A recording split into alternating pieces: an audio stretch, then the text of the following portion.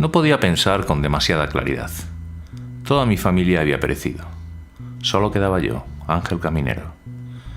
El resto de los camineros que conocía eran ceniza. Mi esposa había fallecido meses atrás y mi único hijo corrió la misma suerte. En aquellos momentos no sabía por dónde tirar. Pretendía escapar de La Mancha para marcharme al norte, pero en realidad todo estaba infectado. Los muertos eran incinerados con toda la rapidez posible. Al principio, los medios de comunicación informaban con puntualidad sobre los acontecimientos, pero desde que el virus se extendió a gran escala ya no era igual. Los militares cogieron las riendas del problema y las cosas cambiaron sustancialmente. El miedo se apoderó de la gente. Estaba prohibido salir a la calle sin mascarilla. Esas aparatosas máscaras se convirtieron en algo normal. Se llegó a un punto en el que algunos desaprensivos hicieron negocio con la desgracia humana. Las vendían con colores chillones, con dibujos atractivos e incluso con añadidos de tela. Observaba en televisión cómo la gente iba al trabajo con esas medio caretas como quien lleva una nueva prenda de temporada. Hacían de la enfermedad una moda. Sin embargo, en mi trabajo no permitían aquellas frivolidades. Debías llevarla incluso dentro de las instalaciones, pero siempre las mismas que suministraba el Ministerio de Sanidad, aunque eso era algo que ya no me atañía, habida cuenta de que la pequeña empresa alimentaria en la que había trabajado los últimos 10 años había cerrado a causa de la plaga. Aquel año la enfermedad había dejado un rastro mortífero. Prácticamente la totalidad de la población de Algeciras había sido arrasada. Desde que se declaró el toque de queda en todo el país, se libraba una tremenda batalla contra la enfermedad, cuyos resultados, desgraciadamente, eran desiguales. Así, mientras que desde Despeñaperros hacia abajo la propagación del virus estaba fuera de control, en Madrid las víctimas eran pocas. Si las Baleares estaban librando, en las Canarias la enfermedad había afectado a un altísimo porcentaje de la población. Naturalmente, no era un problema exclusivo de nuestro país. Todos los estados tenían la misma preocupación. Solo se sabía que aquello provenía de África, pero se desconocía la causa y, lo peor de todo, no había antídoto. Cuando el mal pasó de lo anecdótico a lo dantesco y las personas comenzaron a caer como moscas, se formó un gabinete de crisis presidido por las máximas autoridades médicas del mundo. La Organización Mundial de la Salud, tras haber intentado ocultar la auténtica dimensión del problema a causa de su impotencia, dio la voz de alarma y empezó a hablar de pandemia. Desafortunadamente, cualquier iniciativa que se tomase sería inútil. A diario, la gente fallecía a decenas en los pueblos pequeños, a cientos en los grandes. En algunas ciudades, millares de cadáveres eran quemados con avidez después de morir tras fiebres altísimas, y los únicos lugares seguros eran aquellos en los que no había grupos humanos. El pánico llegó a tales extremos que las personas abandonaban las ciudades para intentar recluirse en el campo, aunque las carreteras estaban tomadas por la fuerza de seguridad y era literalmente imposible salir de las urbes. Por mi parte, hacía lo que todos, esperar. Sabíamos que cualquiera podía contraer el virus, aunque las informaciones eran absolutamente contradictorias. Lo único en lo que todas coincidían era en que podías enfermar por el simple hecho de respirar el mismo aire que un infectado. Así, un acto tan sencillo como salir a comprar una barra de pan podía matarte en días. La obsesión por escapar a las montañas o lugares aislados era común a la totalidad de la población. Aun a sabiendas de que la Guardia Civil y el Ejército se apostaban en las salidas de las poblaciones con la orden tajante de disparar a matar en caso de traspasar el perímetro establecido, se oía que en el resto de los países ocurría exactamente lo mismo. Se decía que se estaba reduciendo la cifra de fallecimientos gracias a los grandes avances de la vacuna que la Organización Mundial de la Salud había empezado a ensayar en Francia, aunque en realidad nadie creía en las noticias que difundían los medios de comunicación. La pandemia era tal que la prensa escrita y las cadenas de televisión y radio, controladas ahora por el gobierno, recibieron la orden tajante de no convertir todos los programas en auténticos obituarios. Por ello, se falseaba toda noticia referente a las muertes causadas por el virus, manipulando los datos para no crear más miedo del que ya existía.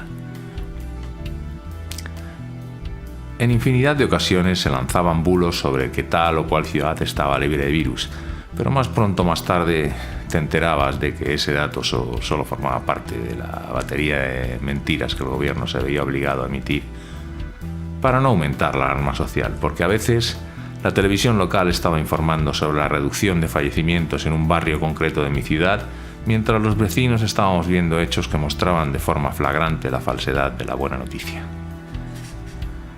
La prensa anunció los 1000 días de la enfermedad. La mayoría de las empresas habían cerrado a causa del virus, aunque aún quedaban algunos centros de trabajo a los que los trabajadores acudían con más miedo que otra cosa. El desconcierto provocaba que las personas se comportasen cada vez más con una actitud tan irascible que rayaba la provocación. En cualquier caso, no se podía esperar otra cosa de una situación como aquella.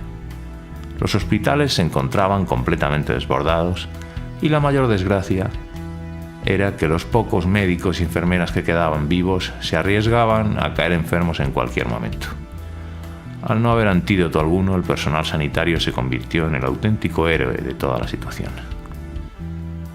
Personalmente, ansiaba largarme lo más al norte posible, o mejor aún, pasar a Francia, donde se decía que el virus estaba mucho más controlado, aunque en realidad nadie sabía nada con certeza.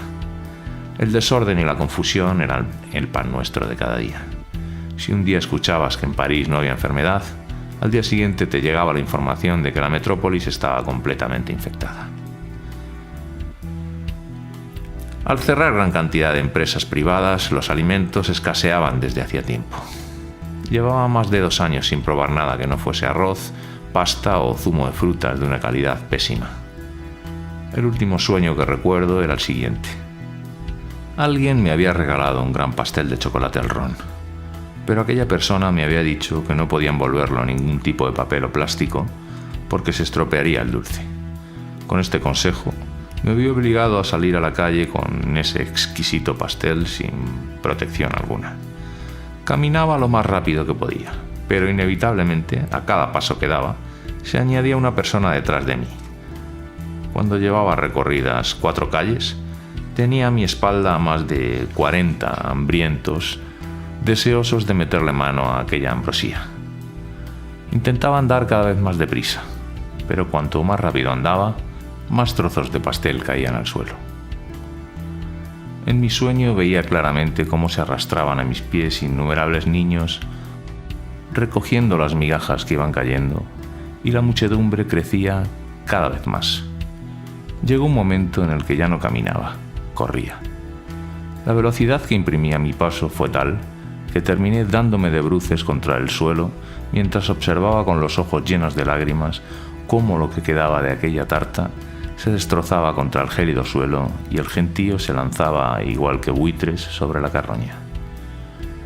Justo en el momento del impacto me desperté con la angustia y el sobresalto pegados a mí. Para mantener ocupadas a las personas sin trabajo que aún seguían sin contagiarse, como era mi caso, nos obligaron a convertirnos en enterradores forzosos. Si te negabas, te enviaban a la cárcel de cabeza, y allí el virus campaba a sus anchas. De tal manera pasábamos el día en las instalaciones que el gobierno había habilitado para esos fines. Estas se componían de 2 secciones. La primera, donde se recibían los cadáveres que había que enterrar a toda velocidad, y la segunda, a donde llegaban los que había que incinerar. En realidad, aquel proceso se realizaba de forma aleatoria. Cuando no había fosas preparadas, se quemaban todos los cuerpos indiscriminadamente. No había un criterio estricto para decidir los enterramientos y calcinamientos. Lo importante era que los cadáveres desaparecieran cuanto antes sin dejar rastro alguno.